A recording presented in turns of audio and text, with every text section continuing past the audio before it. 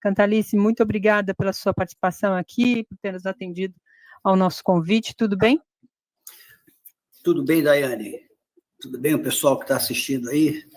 Isso, tudo bem, tudo caminhando aqui. A gente está no aguardo da início aqui da sessão de posse, né, de cerimônia de posse dos ministros Gleisi Hoffmann na Secretaria de Relações Institucionais e Alexandre Padilha, que sai da Secretaria para o Ministério da Saúde. Você deve certamente estar acompanhando aí o noticiário e claro, os discursos primeiro, em relação à ida da Gleisi para o governo, de todo modo, assim, além de ser muito machista, né, para dizer assim, ela vai ter capacidade, ela vai articular, não vai articular, e aí tem também os discursos da linha de que o Lula não quer mais o centrão, não vai fazer nenhum esforço, o Lula faz um governo de frente ampla, mas só tem PT na base do governo.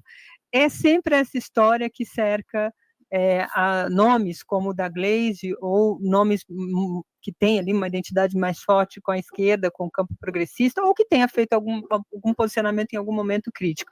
Queria te ver primeiro como é que você avalia, como é que o Partido dos Trabalhadores avalia a ida da Gleisi para uma secretaria, né, para uma pasta, um ministério, que é crucial nessa aliança, nessa costura com essa frente ampla tão importante para o país. Pelo menos tem sido demonstrado assim nas eleições, e esse tem sido o gesto do Partido dos Trabalhadores, do Lula. Como é que você vê a ida da Gleisi para o Ministério?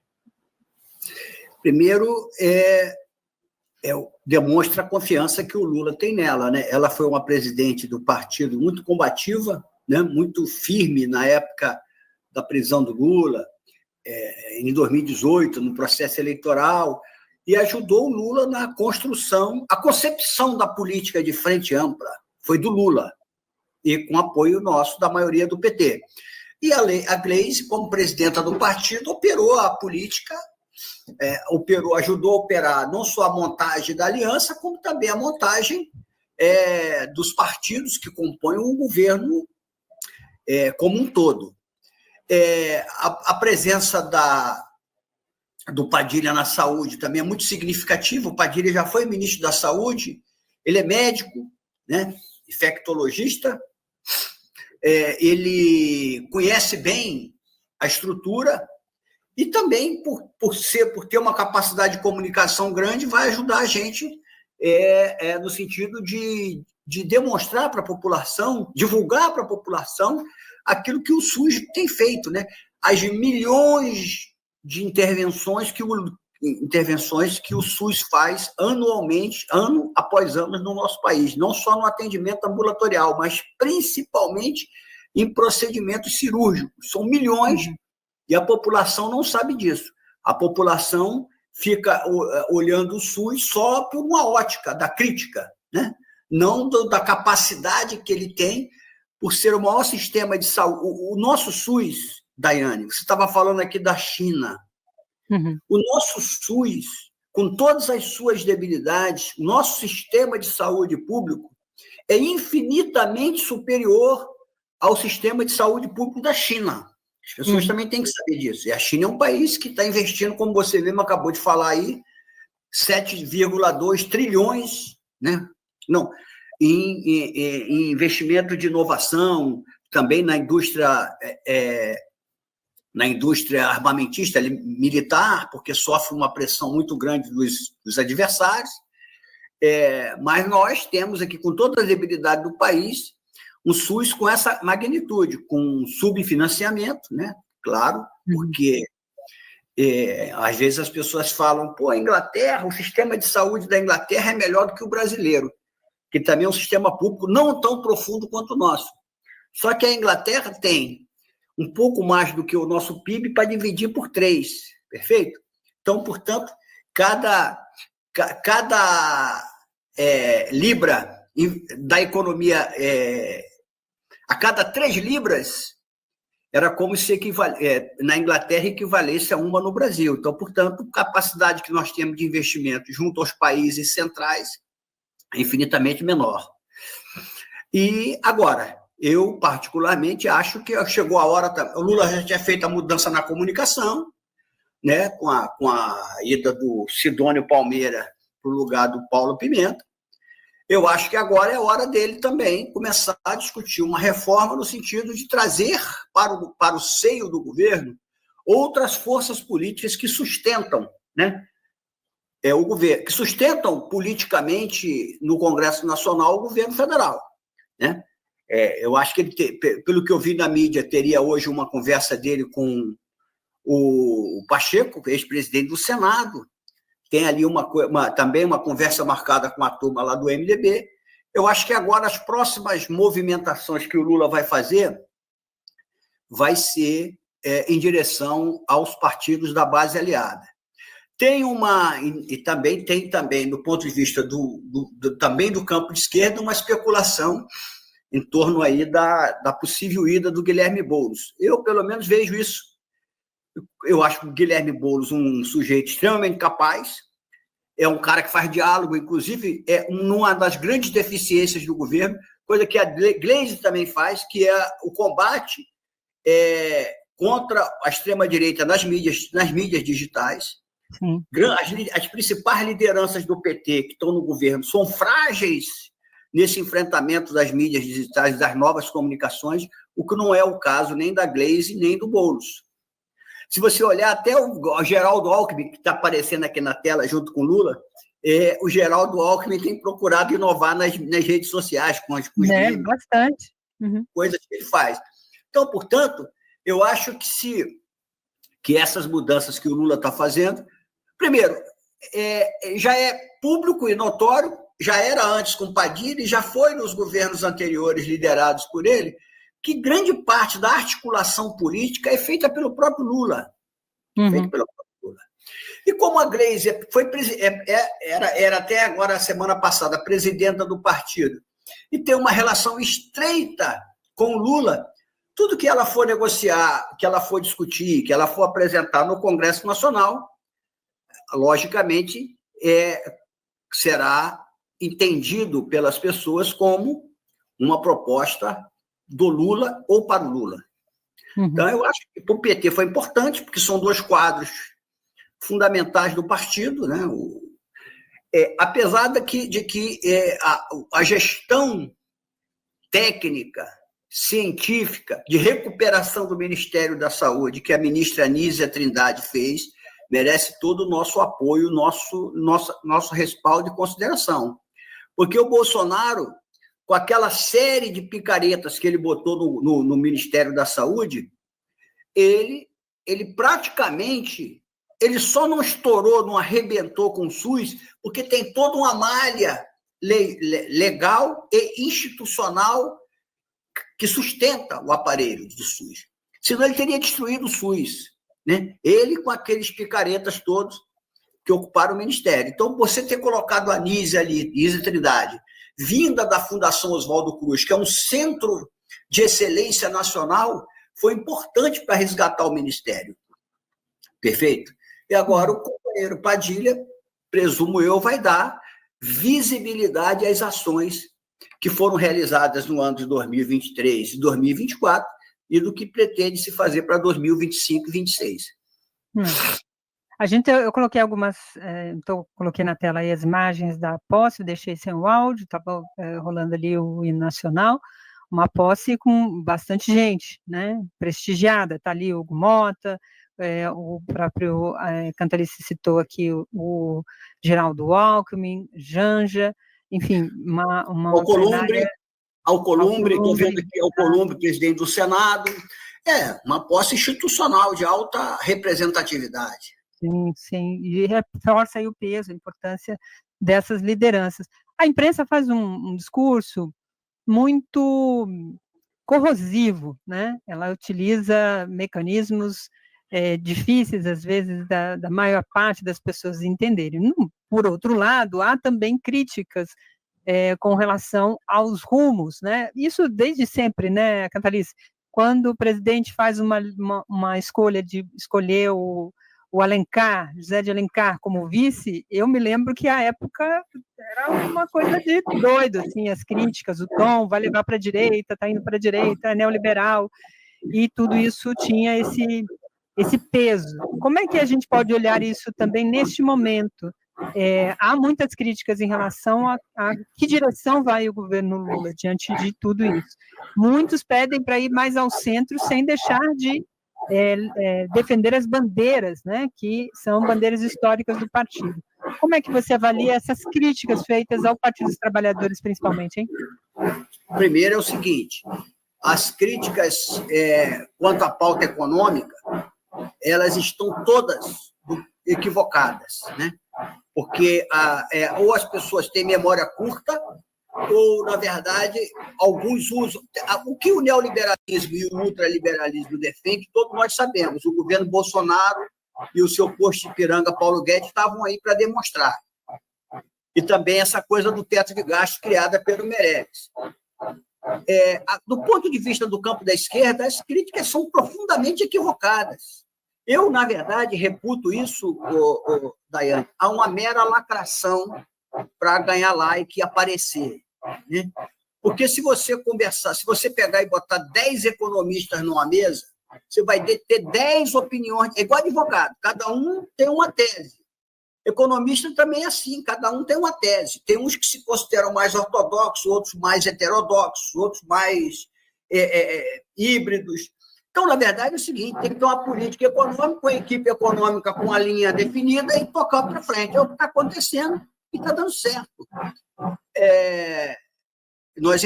Esse é o problema. E o nosso problema, o nosso grave problema hoje, do ponto de vista econômico, principalmente nos setores de baixa renda, é o preço dos alimentos. Como a imensa maioria dos brasileiros são pobres e eles não têm informações sobre o que anda, sobre o mundo afora, eles não sabem o peso e como é que está a situação econômica do seu próprio país. Eu acabei de vir da Argentina agora. Eu vou lhe contar com toda honestidade, isso aí, quem estiver ouvindo aqui, que conhece, que conheça a gente que esteja na Argentina, pode me desmentir.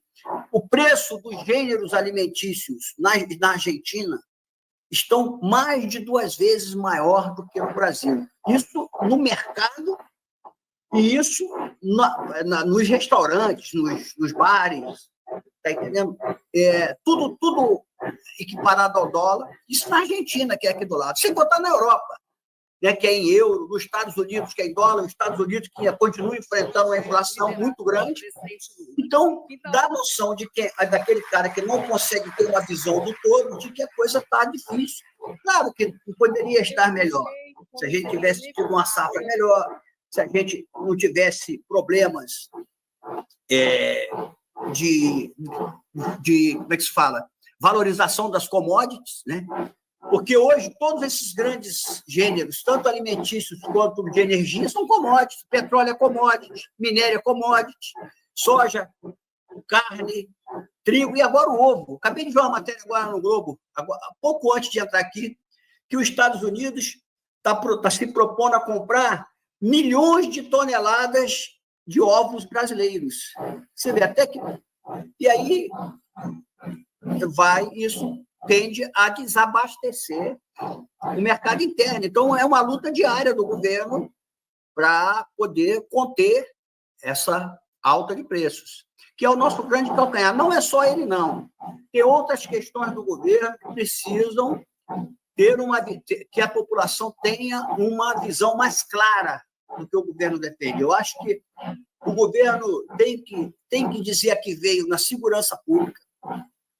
Apesar de na Constituição estar dito que a segurança pública é responsabilidade dos estados, isso é uma coisa ultrapassada, feita pela Constituição de 88.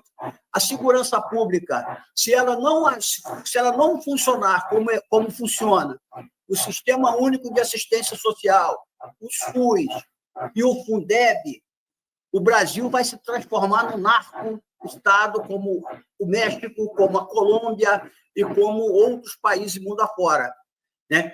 Com peso muito grande das máfias, principalmente hoje, alocada nas milícias e nos comandos, nas organizações criminosas armadas, que hoje dominam grande parte do sistema penitenciário, como dominam o comando do ilícito do Brasil afora. Então, portanto, se não houver uma ofensiva da União dos estados e dos grandes municípios vai dar ruim. E a população não quer saber. A população ela quer que os governantes apresentem soluções concretas. Soluções concretas. O Bolsonaro e o bolsonarismo, eles não têm proposta na Constituição, porque as propostas que eles defendem, do tiro, porrada e bomba, são inconstitucionais. Por isso que eles defendiam, querendo imitar os Estados Unidos, botar uma arma na mão de cada pessoa, para que cada pessoa fizesse a sua defesa, o que seria um morticínio completo e absoluto no Brasil. Eu também vi agora, recentemente, no Globo, que 65% dos casos de violência são contra as mulheres. Você já pensou se todo canalha desse aí, que é machista, misógino, que se acha dono das mulheres, todos eles tivessem arma de fogo, a quantidade de mortes de mulheres seria uma coisa astronômica. Agora, o governo tem que fazer o quê com a bandidagem? Botar na cadeia, correto? Porque se o cara é assassino, se ele é homicida, se ele é um feminicida, se ele é um estuprador, se ele é um traficante, ele tem que ir para a cadeia. O lugar dele não é andando na rua, não é estando no bloco de carnaval com ninguém, é estar na cadeia. Então, essa é a função do governo federal. O Lewandowski disse agora que vai apresentar essa semana a PEC da segurança pública. Acho que vai ser um avanço, mas eu, na minha concepção, acho que o governo federal tem que propor um pacto nacional contra a violência que envolva todos os entes federados, todos, Poder Executivo, Legislativo, Judiciário e os estados e municípios, para poder fazer esse enfrentamento. Senão vai ficar impossível. Para fazer esse enfrentamento, vai precisar, de fato, que os estados se envolvam, como você bem disse, né? Os estados vão precisar se envolver nesse processo. Como é que você vê isso diante de um cenário que a gente tem aí pré-eleitoral, né? Que sempre cria mais disputas? A gente tem lá o Caiado sempre jogando contra o Tarcísio, que são cidades que enfrentam essa dificuldade.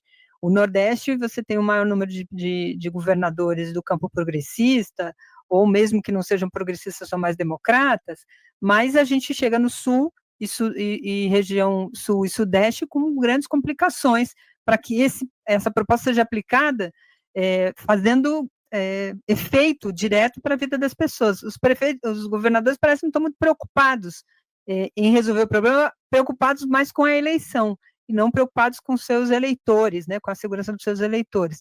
Isso por um lado. E num outro processo que a gente pode comparar, é essa questão dos alimentos, né? Eu vi o Alckmin hoje pedindo aos governadores que baixem o ICMS para conseguir baixar o preço dos alimentos. Esse movimento ainda a gente não percebe por parte dos governadores. Como é que você vê isso? Como é que costura isso? A Gleisi será conseguir contribuir para essa articulação toda? Não, sim, além de tudo, você tem que ir para o constrangimento político, correto? Porque é o seguinte, por exemplo, a gasolina no Rio de Janeiro é R$1, R$1,50 mais cara do que São Paulo. Por quê? Se o Rio de Janeiro é um grande produtor, é porque o ICMS sobre a gasolina no Rio de Janeiro é maior do que o em São Paulo, tá certo? É um absurdo os governadores não... E aí é o seguinte, se o governo federal fizer a sua parte, ele tem que exigir publicamente dos governadores, nominando, dando nome aos bois. Por que o Zema não vai diminuir os impostos? Por que o Cláudio Castro, aqui no Rio de Janeiro, não vai diminuir os impostos? O Bolsonaro fez isso, né? Exatamente. Por que o Eduardo Leite lá? E é o seguinte, são estados que são estados que atrasam o processo de desenvolvimento do país, sabe por quê? Pela dívida que tem, impagável. O Rio de Janeiro, Minas Gerais, Rio Grande do Sul e mais um ou dois ou três são os grandes devedores da União. Por isso que a maioria dos estados, a maioria esmagadora dos estados, inclusive estados pobres, são adimplentes com a União. Esses demais que eu lhe citei são inadimplentes, eles não pagam nem a dívida que têm. Então, o governo federal é obrigado a abrigar. Quando eu falo em dívida pública, essa dívida pública também é contabilizada, só que essa dívida pública não é responsabilidade do governo federal, é responsabilidade dos governos estaduais. Por isso que eles criaram aquela questão toda quando teve a votação do pagamento da dívida com a União. Tem que dizer publicamente quem são eles, por que está caro, falar, olha só, a gasolina está cara. Porque o Lula falou um dia desse aqui no Rio de Janeiro, quando veio, que a Petrobras cobra R$ 3,60 por 1 litro de diesel. E quando ele vai para a bomba, ele vai a 5,6. Tá certo? Então, é fácil de você mostrar para o povo por que está tão caro. Porque, claro, além de ter os atravessadores, você tem os tributos estaduais e municipais. Porque para você abrir um posto de gasolina, você paga 5%, dependendo do município, de ISS. Tá certo? Então, você tem, além dos impostos federais, você tem os impostos estaduais e também os impostos municipais. Então, tem que ser uma cruzada nacional para resolver isso. Isso no momento de crise. Isso aí é uma coisa passageira, porque agora vai vir a safra. Isso é uma coisa permanente, é uma coisa passageira. Então, precisa ser um esforço coletivo, ser um esforço conjunto, que será feito com a reforma tributária. A partir do momento que a reforma tributária entrar 100% em vigor, essa palhaçada acaba, porque vai ser uma taxa só, tá entendendo? Aí vai ficar mais fácil para o governo federal poder fazer esse tipo de lógica compensatória para que os preços se abaixem. Essa é a grande questão. Então, acompanhando aqui. Diga, perdão. Dois calcanhares de Aquiles que tem o governo federal hoje. É essa questão do aumento dos alimentos. E, por outro lado, uma sensação completa e total de insegurança que afeta a todos. Eu duvido que alguma pessoa que assistiu aqui a nós, que está assistindo a gente aqui, não teve alguém que gosta de ir para a rua no carnaval, se não foi para a rua com medo de ter seu celular furtado, de ser agredido, tá certo? Então, isso tem que acabar, essa sensação de insegurança, porque isso aí afeta o dia a dia e o cotidiano das pessoas. Então, por isso que eu volto a falar aqui, nós temos que exigir que o governo federal promova um pacto nacional contra a violência. E quando eu falo contra a violência, é contra a bandidagem e contra a truculência policial, mas entendeu? A polícia também não tem salvo-conduto para cometer ilícitos. A polícia, na verdade, ela é feita para combater os ilícitos. Então, portanto, a cruzada tem que ser uma cruzada nacional contra a violência e o crime. Perfeito. Eu vou entrar aqui numa outra questão. A gente publicou uma matéria no nosso site de uma entrevista dada pelo José Sarney, né? Tem muita gente falando assim, não, o José Sarney ainda está dando as cartas, e ele está com 90 e tantos anos, mas deu uma entrevista falando sobre o momento atual, a conjuntura atual, faz ali uma defesa de que o MDB apoie o Lula em 2026, segundo ele, Lula ainda é o homem que, isso nas aspas, tá? Ainda é o homem que tem a maior popularidade. Ele faz uma crítica ao sistema político brasileiro, diz que tem muitos partidos e que essa questão desse centrão empoderado, né, do legislativo vai criando atrofias. Enfim, ele faz uma série de ponderações ali. Como é que você vê essa fala do Sarney, principalmente diante do MDB que também está aí cheio de discussões, o Baleia Rossi fala em candidato próprio, mas, ao mesmo tempo, tem a Simone Tebet no governo, tem feito, na pasta do Ministério do Planejamento, demonstrações claras ali de que está com Lula, desde o início sempre deu declarações e posicionamentos muito importantes para esse processo. Como é que você vê essa fala dele? Inclusive apareceu aqui, né? Quando você passou aqui o ato de posse dos ministros, o Zé Sarney foi citado e apareceu aqui. O Zé Sarney, quando ele fala do excesso de partidos, ele está coberto de razão. Essa aberração existe em poucos lugares, né? Ou quando tem muito, por exemplo, você vê, os Estados Unidos tem não sei quantos partidos, 200, 300, mas você tem lá um voto mínimo, né? Ali é voto distrital, outros lugares é distrital misto, como na Alemanha, por exemplo, que a metade você elege pelo distrito, metade você elege proporcionalmente, mas quem não atinge 5% dos votos está fora do parlamento. Essa aberração, isso tinha que valer para o Brasil também. A nossa cláusula de barreira aqui é muito pequena. Tem que valer para o Brasil também, porque isso vira uma feira. Ainda mais agora que tem fundo eleitoral e fundo partidário. Tem muito picareta aí que cria partido, que comanda partido para fazer dinheiro. Isso tem que acabar. Isso tem que acabar. Se o cara é de direita, é de extrema direita, vá para o PL do Bolsonaro. Se o cara é de esquerda, que quer fazer de uma esquerda que queira governar, venha para o PT.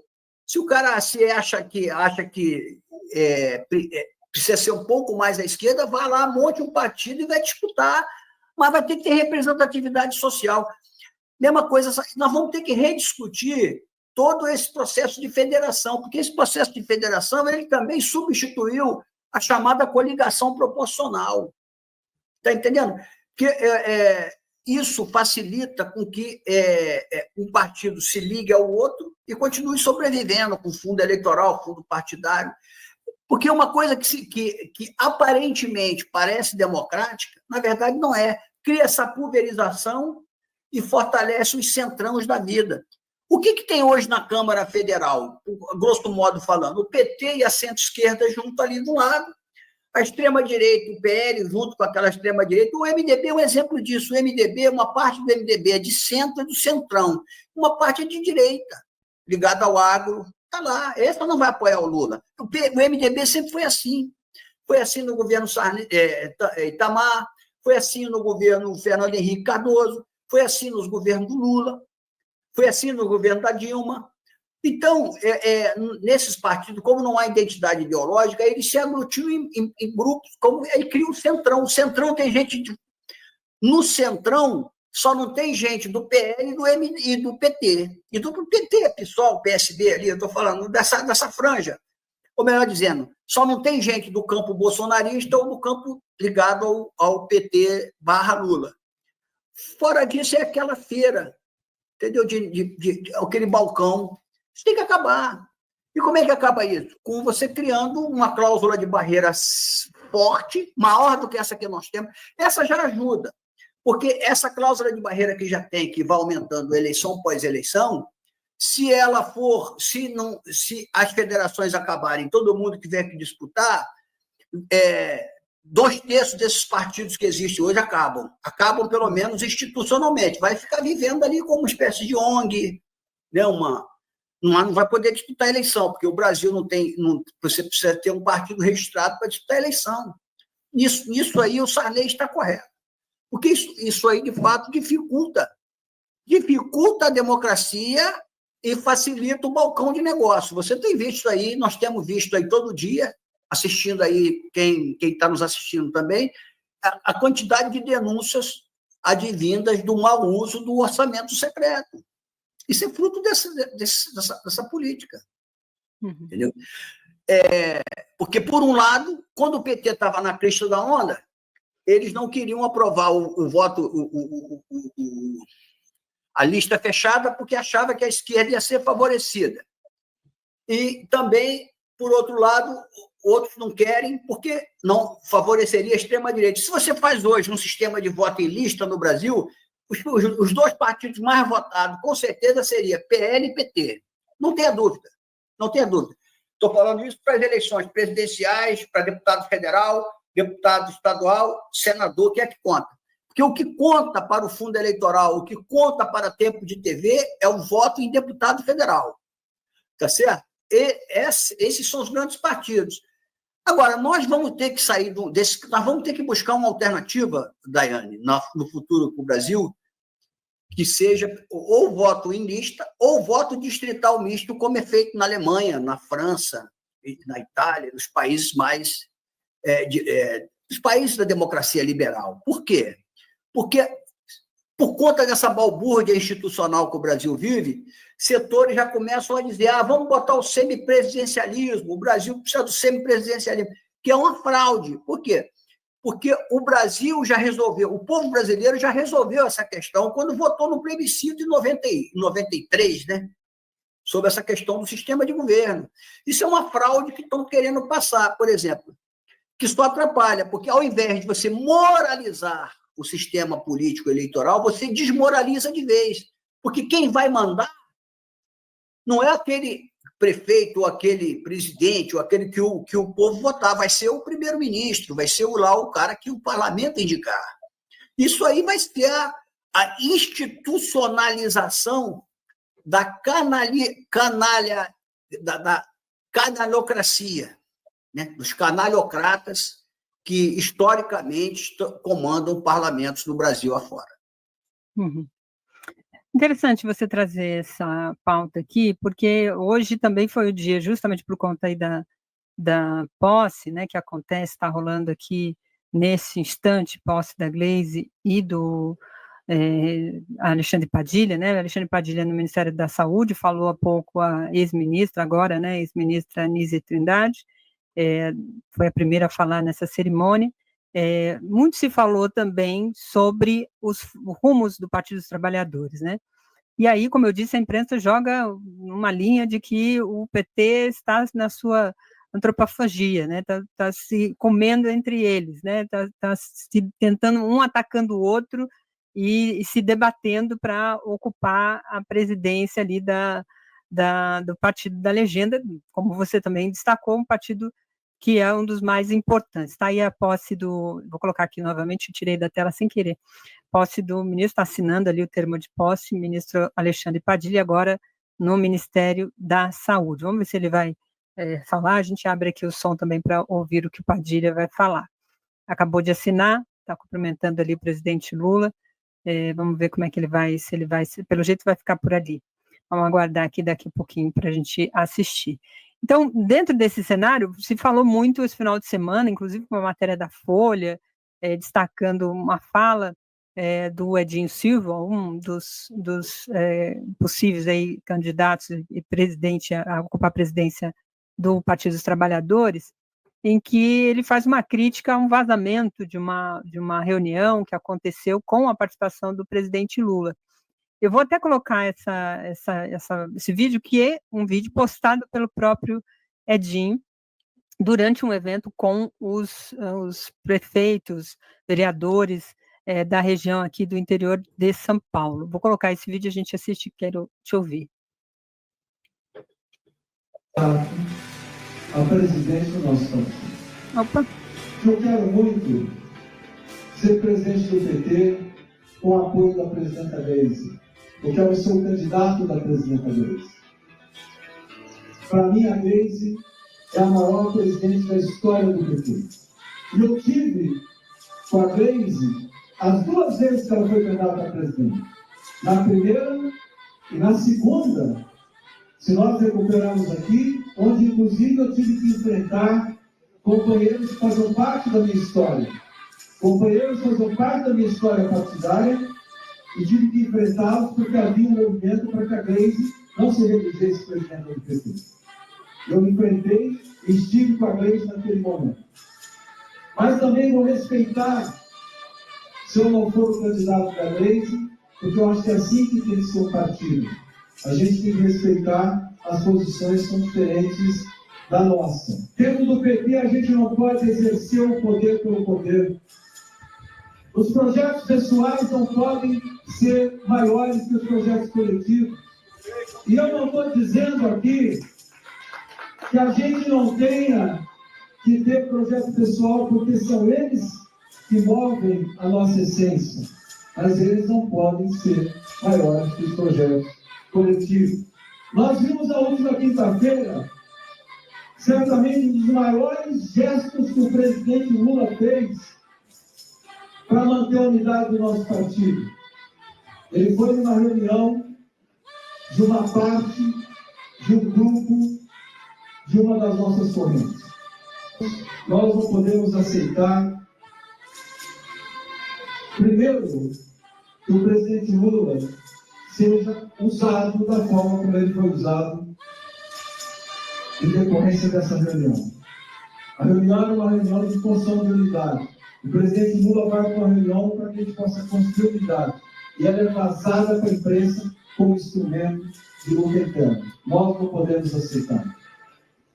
Eu estou muito indignado com o que aconteceu, da forma como aconteceu, mas isso não desestimula.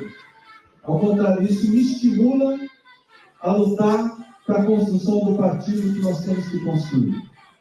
Nós temos que continuar lutando por um partido que tenha instâncias que funcionem, que a democracia interna funcione, que tenha transparência nas suas deliberações, que tenha orçamento aprovado no Diretório Nacional para cada área, para cada segmento, para cada área de atuação do nosso partido. Só isso garante a democracia interna. É a transparência do processo decisório, do processo deliberativo. Sem transparência, não há democracia interna. E nós temos que debater que partido que nós queremos. O PT que nós queremos é um PT que valoriza o trabalho de base, que valoriza a democracia interna, um PT que valoriza a economia solidária, que valoriza o cooperativismo, que disputa a consciência das novas classes trabalhadoras. É o partido da transição energética, é o partido dos sonhos da juventude, é o partido de valorização intransigente da democracia. Esse é o PT que nós queremos. É um partido que derrote todas as formas de preconceito. É o partido da educação integral, é o partido da primeira infância, é o partido que efetivamente faça com que a democracia seja identificada na sociedade brasileira. Posso percorrer o Brasil como presidente do PT a partir de agosto, mas posso percorrer o Brasil como militante do nosso partido, defendendo tudo isso que eu estou falando para vocês. Eu nunca precisei de cargo para construir o PT. E cada estado brasileiro, como chamado, lá eu estarei debatendo o partido que nós temos que construir. Aí, coloquei aqui esse trecho, Cantalice, porque ele fala de um partido que debate, né? A imprensa, em geral, quer fazer uma linha de que o Partido dos Trabalhadores ele não pode ter divergência, tem que ser um partido, né, que partido por si já é uma configuração ali de ideias, de debates, construções, mas a mídia quer construir a falsa ideia de que um partido não tem debate, que não tem divergências, e que só vai mostrar aquilo que está construído de forma, está tudo certinho, o presidente está com a gente está com o presidente, não tem divergência. O Partido do Trabalhador, na sua essência, nunca foi assim. Eu não sei qual é o espanto das pessoas em relação ao Partido dos Trabalhadores. Tem correntes dentro do partido, essas correntes disputam, faz todo um processo eleitoral que é disputado, inclusive agora mesmo com a saída da Gleisi para o Ministério, a vaga ocupada ali, a presidência tampão, vai ser ocupada pelo Humberto, que também justamente não faz um processo antecipado, justamente por respeitar todo esse trâmite que o partido faz. É isso que faz o Partido dos Trabalhadores ser o partido que é. Mas você falou há pouco assim, que o partido que tiver muito, quem for do campo progressista e tal, vem para o PT, porque esse é o partido de esquerda. Como é que a gente pode olhar isso também, com mais outras correntes entrando para dentro do Partido dos Trabalhadores, se isso vai representar instabilidade para o governo? Isso estou perguntando, isso representa uma instabilidade? O fato do PT ter divergências, a Gleisi discordar do Haddad, o Haddad apontar uma direção e outros disserem que é outra, isso é ruim para o governo? Deveria ser de outro jeito? Não, por dois motivos. Primeiro, porque o governo não é do PT. O Lula é do PT. O governo é de frente ampla. O vice do presidente é o Geraldo Alckmin, que está no PSB, e tem, como você falou, a Simone Tebet, que é do MDB, e por aí vai. O governo não é do PT. O governo é da frente ampla, liderada por um petista, que é o Lula, tá certo? Mas o PT é um partido de esquerda. Por isso que as pessoas, como eles não estão acostumados com um partido vivo, e sim com uma federação de caciques, que é o que compõe esses partidos, principalmente os partidos da centro-direita, eles ficam abismados com o dinamismo do PT. O PT é o partido mais inovador do Brasil e um dos maiores do mundo, do ponto de vista das mudanças. Por quê? No nosso partido, 50% dos cargos são ocupados por homens e por mulheres. No nosso partido, 30% da sua direção tem que ser composta por afrodescendentes ou indígenas. O nosso partido, na sua direção, inclusive na sua direção máxima, 20% dela tem que ser composta, tem que ser membro, para ser membro dela, 20% são jovens abaixo de 30 anos. Então, quer dizer, é um partido que não só que prega para fora, mas que aplica para dentro aquilo que defende, né? Um partido eminentemente democrático. E como é um partido que hoje já tem 3 milhões de filiados, né? Teve agora uma campanha de filiação, que as pessoas dizendo, pô, em um mês entraram 300 e tantas mil pessoas no PT, as pessoas parece que não conhecem a realidade política. Se você analisar o mapa, o PT teve, de 2020 para 2024, quando essa eleição agora de prefeito e vereador não foi tão boa, mas nós tivemos um acréscimo de mais de 1.800.000 votos. Mais de 1.800.000 brasileiros votaram no PT e não tinham votado em 2020. Outra coisa, o PT aproveitou esse período agora de reorganização antes da sua eleição direta e organizou o partido em mais de 300 municípios, em mais de 300 municípios onde não existiam uma direção provisória do PT. Então, o PT está caminhando para daqui a se tudo der como nós estamos imaginando, daqui a 1 ano e meio, 2 anos, talvez até as eleições de 26, a gente esteja nos 5.580 municípios do país, que é o nosso objetivo. Nosso objetivo é ocupar todo o território nacional. Dos municípios maiores, né, como o caso de São Paulo, Rio de Janeiro, onde o partido tem um crescimento significativo, como até aquelas pequenas cidades do interior brasileiro, com 5, 6, 7 mil habitantes. Então, nosso objetivo é esse, nós estamos num processo de crescimento. Agora, quando o Edinho diz, ele deplora vazamentos de reuniões, quando ele deplora essa coisa do fogo amigo, de querer queimar um ou outro, ele está correto, porque nós já temos adversário demais. Nós temos que combater a extrema-direita e combater o neoliberalismo. Nós somos um partido de esquerda. E eu quero deixar claro aqui o seguinte, eu sou da direção nacional do PT, defendo que o PT faça uma aliança com o centro para poder não permitir o ascenso da extrema-direita, mas sem o partido perder a sua identidade de um partido de esquerda, anticapitalista. Tá certo? O PT é um partido de esquerda. Então, seria o PT, quando fala o PT ir em direção ao centro, é para fazer um processo de aliança com o centro. Não que o PT vai se tornar um partido de centro. Entendeu? O PT é o maior partido de esquerda da América Latina, tá certo? E um dos maiores partidos de esquerda do mundo. E um partido democrático, que defende alternância no poder, que é contra o partido único, tá certo? Nós não somos a favor de partido único, nós somos a favor da disputa democrática, da alternância de poder e que os trabalhadores possam, em sua imensa maioria, tomar consciência, eleger, dentro das regras do jogo democrático, uma maioria de esquerda e centro-esquerda no Congresso Nacional para que a gente possa fazer as transformações necessárias que o Brasil precisa. Para fazer isso, precisa de um processo de hegemonia, de disputa política. Não é na caneta. Na caneta não se faz nada. Na democracia, você vê o Trump agora. O Trump é o todo-poderoso Trump. O que aconteceu com ele agora? A Suprema Corte disse que não. Ele tentou lá aprovar um negócio lá da USAID, de detonar tudo. O que a Suprema Corte fez? Se reuniu e disse não. Por quê? Porque alguém é o chamado freios e contrapesos. Isso na sociedade democrática vigora. O que não pode vigorar é golpe, certo? Golpe de Estado, tentar não reconhecer resultado eleitoral. Isso não pode. Isso aí é ilegal. Fora disso, não. A disputa democrática é concreta. Por isso, só para fechar, por isso que quando o cara da ONU veio aqui e ouviu todo mundo, da OEA, lá dos Direitos Humanos, ele viu. Aqui no Brasil vigora o Estado Democrático de Direito. O que essa turma da extrema-direita quer é derrubar o Estado Democrático de Direito e instaurar uma ditadura. Então, eles estão cometendo crime. Isso não é liberdade. Você não tem liberdade para cometer crimes. Não existe liberdade.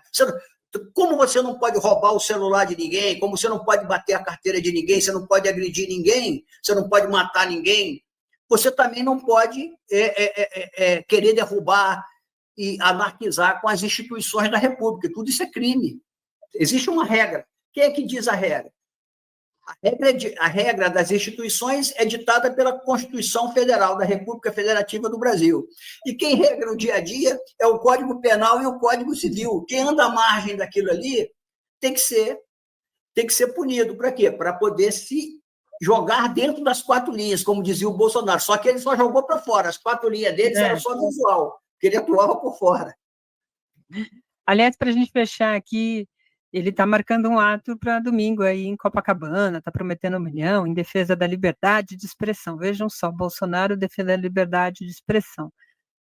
Como é que você vê o ato? Você acha que vai ter algum impacto para o processo que ele está encarando lá no Supremo em relação ao golpe do 8 de janeiro? Não, vai ter, ele está esperneando, os advogados dele estão esperneando, que o processo... veja bem, vamos deixar a coisa bem clara aqui. Quando você fala em cumprir o devido processo legal, se fosse o caso, como é que você faz num processo legal? Não nesse caso do Bolsonaro, porque foi um golpe de Estado contra as instituições, então, portanto, está sendo julgado diretamente no Supremo Tribunal Federal. Mas é porque aí os advogados estão esperneando. Sabe por quê? Porque é aquela mesma lógica que a gente está falando dos economistas, que cada um tem uma opinião, vale para os advogados também. Entendeu? Como não está tendo espaço para procrastinação, para quem não sabe, é um termo jurídico que o povo interpreta como empurrar com a barriga. Você vai empurrando com a barriga. Processos aqui no Brasil, trabalhistas, cíveis, criminais, que duravam 10, 12, 15 anos para garantir a impunidade das pessoas. Um exemplo disso, claro, foi aquela coisa da chacina de Unai, que os caras começaram a cumprir a pena agora, 20 anos depois. A caso daquele Pimenta Neves, jornalista, que matou aquela moça em São Paulo, ficou 10 anos sem ser punido. Isso é que eles estavam acostumados, que esses advogadões, aproveitando as brechas dos recursos, empurrando com a barriga. Mesma coisa também, Daiane, vale para o tributário. Como o Haddad é um cara que montou uma equipe de excelência, o Haddad está fechando todos os buracos tributários que existiam no Brasil. Então, o Haddad está dificultando a chamada elisão fiscal. Tá certo? Elisão fiscal e também a sonegação fiscal, que é muito própria, é muito comum aqui no Brasil. Então, portanto, são as leis mal feitas, ou intencional, ou com má intenção, para facilitar que não se cumpra efetivamente a lei no nosso país. E, mesmo assim, tem juiz que continua transgredindo a lei. Você vê o exemplo. O Supremo Tribunal Federal disse recentemente que quem fosse condenado a mais de 8 anos pelo tribunal do júri cumpriria inicialmente o regime penal fechado.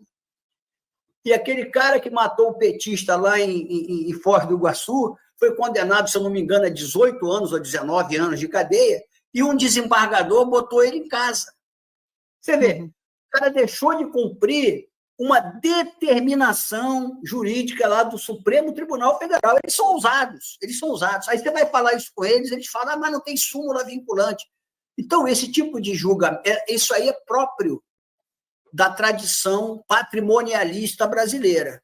Tá certo? Isso é um processo lento. Não basta também, isso é para as pessoas entenderem, a questão no Brasil não basta só você ter uma força no executivo, se você não tiver uma força no legislativo, e se você não tiver uma força no legislativo que possa agir como pressão para mudar as leis do Brasil, porque não é só questão econômica no Brasil que atrapalha a vida do nosso povo, não. Tem muita coisa nas leis que tem que ser mudada, tanto na lei trabalhista, quanto na lei civil, quanto na lei penal.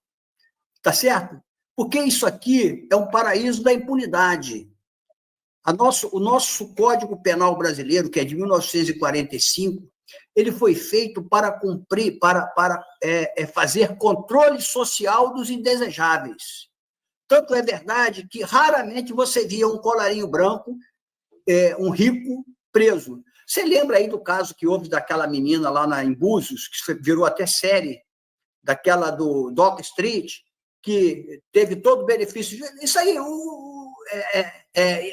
aquela picaretagem que existia, da violenta emoção, o cara matou a pessoa por violenta emoção, foi traído. Quer dizer, tudo isso era uma coisa para fortalecer, como vocês gostam de falar, o patriarcado na sociedade civil e o patrimonialismo na sociedade política. Isso tem que mudar. E para mudar isso é difícil, porque os setores... Mas isso não está mais dentro do perfil desses magistrados, juízes, delegados, do que nas leis? Mais ou menos. As leis... O Brasil tem recurso demais. Recursos protelatórios, muitos recursos protelatórios, principalmente em demandas cíveis, e criminais também, mas principalmente em demandas cíveis. No caso do Marcelo, por exemplo, ele foi condenado. Aí um juiz que lá acena com o bolsonarismo vai lá e dá essa liberdade. É o desembargador, né? Porque o Tribunal do Júri condenou, aí a defesa recorreu ao... A lei é clara. Foi condenado a mais de 8 anos, cadeia, tem que sair, não pode sair.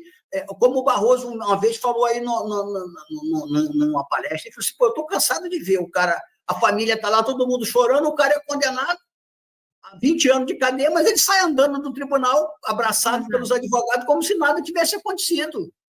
E vai recorrer só para reduzir. Correr liberdade, quem tem grana, quem tem muita grana, com bons advogados, se contrata advogado...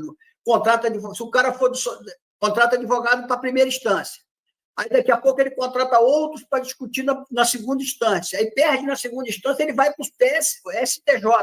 Aí chega no STJ, eles arrumam inconstitucionalidade, aí levam um processo para o Supremo Tribunal Federal. Coisa também que nós tem que mudar na nossa lei brasileira. O Supremo Tribunal Federal não pode ficar julgando questões, na minha concepção, questões criminais interpartes. Tá certo? Por quê? Porque tem que ser coisa de repercussão geral. E um advogado arruma inconstitucionalidade, perde no STJ e recorre para o STF. Aí, como tem aquela coisa do trânsito em julgado da sentença penal condenatória, leva 20 anos. Está entendendo? Isso é só demandas, inclusive, cíveis. Você vê que, muitas vezes, pessoas entram aí com processo contra grandes empresas e o cara só vai receber quando morre, alguém da família, porque a empresa leva isso aí até a última instância, ou para o cara desistir e fazer um acordo que seja em seu desfavor, ou então a justiça não é feita. Então, essa justiça não é justiça, na verdade, né?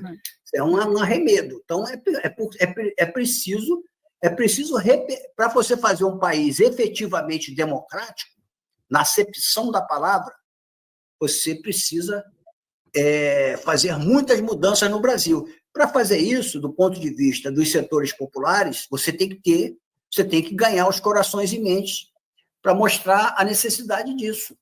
Tá certo? Sim. Isso é um processo longo, não é um processo que se resolva com meia dúzia de palavras. Ainda mais com todas essas nuances que você trouxe. A gente acabou indo para o direito aqui, foi muito bom. Porque é muito problemático. O nosso país é um país problemático. Você vê a quantidade de... O nosso país está crescendo. Você vê, por mais que a gente cresça, nós crescemos em 2 anos 7%, que é um crescimento, assim, quase um crescimento chinês. Nós crescemos 4 vezes mais do que os Estados Unidos. Sim. E, mesmo assim, a gente continua com o nosso povo, em boa parte do nosso povo, com grandes dificuldades. Por quê? Porque o nosso país é um país feito para não dar certo, é um país da exclusão. O nosso Brasil é o Brasil da exclusão, que vem lá de trás. Você lembra? Delfim dizia, não sei nem se você ainda era bem mais jovem, ele dizia assim, primeiro tem que crescer para depois distribuir. O bolo cresceu, só que é o seguinte, quem parte, reparte, fica com a maior parte, o povo fica com a E eles querem manter isso cada vez mais centralizado. Quando o Lula falou assim, só 2 brasileiros fizeram efetivamente política de transformação social, isso não quer dizer que o governo do Juscelino Kubitschek não foi um governo desenvolvimentista, isso não quer dizer que o governo Jango, com todas as suas controvérsias, foi também um governo de viés popular, mas quem efetivamente fez o processo de inclusão social no Brasil foi Getúlio Vargas, como Lula diz. com a criação, com a modelagem do que é o Estado Nacional hoje, Eletrobras, Petrobras, BNDES, né? Banco Central, tudo isso aí vem da lógica getulista e também da CLT, né? Quem criou a CLT foi Getúlio. E o Lula. Fora disso, você vê quantos presidentes nós tivemos. O Brasil tem 525 anos. Então, é um processo longo. E aí, contando, sim, infelizmente, com a má vontade de setores da esquerda brasileira, ou por desconhecimento da realidade nacional, ou por má fé, para poder ganhar like, se transformar em youtuber progressista. E tem muita gente falando mentira por aí. Entendeu? Porque se conhecesse um pouquinho da história brasileira, ou melhor, se conhecesse a gênese do que é o brasileiro, não estaria aí contando história para boi dormir, entendeu? Ou arrumando briga onde não tem que arrumar, como essa de querer ficar brigando com questões de religião. Nós, que somos de esquerda, temos que respeitar todas as religiões, qualquer que seja ela, católica, evangélica, de matriz africana, judaica, muçulmana, hinduísta, para nós, porque nossa questão não é religiosa, nós somos um partido político, nós estamos disputando politicamente, nós não estamos disputando a fé ou a crença das pessoas. Por isso que eu não fico incomodado quando eu vejo. Claro que eu sou crítico do fundamentalismo religioso, mas se você não fizer o enfrentamento ao fundamentalismo com base, inclusive, em questões teológicas, parece que você está fazendo uma demonização. É o que está acontecendo agora aí nessa disputa que a extrema-direita está fazendo com uma fala de um frei da Igreja Católica Apostólica Romana. Isso é uma coisa muito melindrosa, porque esse terreno não é um terreno para nós. Entrarmos nessa questão. É um terreno pantanoso, né? Exatamente. Até porque é o seguinte, nós não somos uma igreja, nós somos um partido político. Sim. E no nosso partido tem todas essas religiões que eu falei para você aí. No PT tem católico aos montes, evangélicos aos montes, judeus, candomblecista, umbandista, sem religião. Então, nós somos um partido plural, laico e plural. Então, nós não temos que entrar nessas bolas divididas. Exatamente. Antalice, obrigada pela sua participação aqui com a gente. Boa luta, bom trabalho aí. A gente vai se falando no transcorrer desse processo todo. Quero te ouvir mais vezes, viu? Obrigado, Daiane. Um abraço. Obrigada, um abraço.